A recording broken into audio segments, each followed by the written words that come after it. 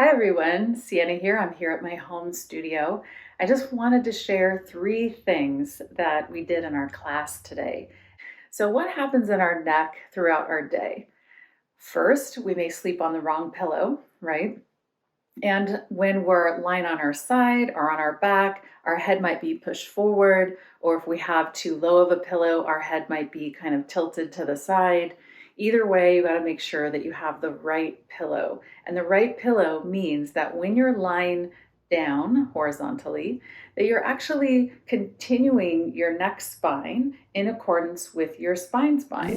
So all the curves in your back are approximately horizontal to the floor. So if you're lying on your side, you're not letting your head tilt off to the side. You've got enough padding under your head so that you can have a long spine and a well-positioned head. Now, if you're lying on your back, a lot of people, what they do is they pump up their pillow too high or they puff it up, right? So they kind of end up sleeping with their chin towards their chest. And this isn't great at all because it mimics what we usually do throughout our day, which is some type of forward head position. And so when we're lying on our back, sometimes we think, oh, this is so comfortable because my head is forward. But all it's doing is really mimicking this issue of forward head or tech neck syndrome, which is constricting our throat, it's narrowing our airway, and it's compressing some of our cervical discs. So lots of issues with that. And then you're sleeping like that for 6, 7, 8 hours a night. That's a long time to be putting pressure on those discs and to be tightening up your neck and your throat. And certainly you won't be waking up feeling very refreshed. So number 1, get a good pillow and commit to a sleeping position that allows you to keep your neck spine in line with your spine, the rest of your spine. Okay, number 2, throughout your day, check your posture. Like I said, most people have their head forward, so that would look something like this. And if they have the forward head position, then they may also have this rounded position. So you can kind of fix all of those things all at once by keeping your chin level and drawing your upper back palate back and up.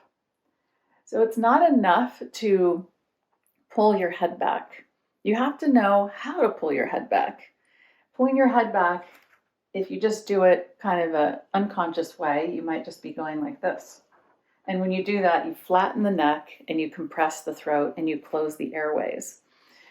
So you want to keep your chin level.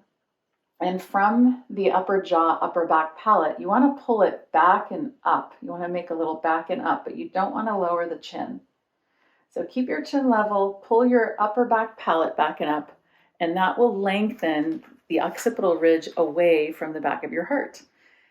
Now, one other thing, if you pull the upper back palate, maybe you don't know what the upper back palate is, so try this first.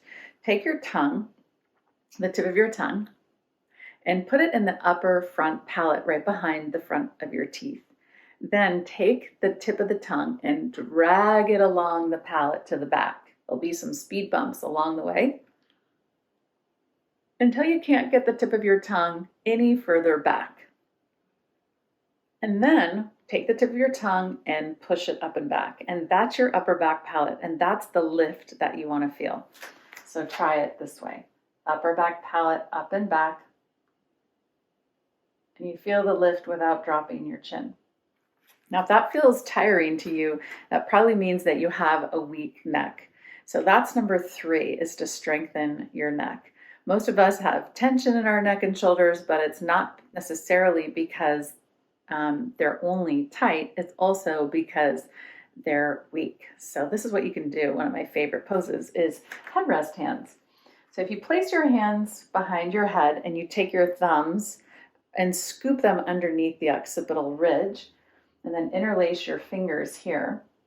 Then you take your thumbs and you lift from the occipital ridge.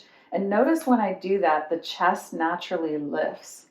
And so that's a compounding problem that we often have, is when our arms are forward, our shoulders round, and our head pushes forward and our chest drops. And of course, this compresses our diaphragm, making us breathe poorly throughout our day.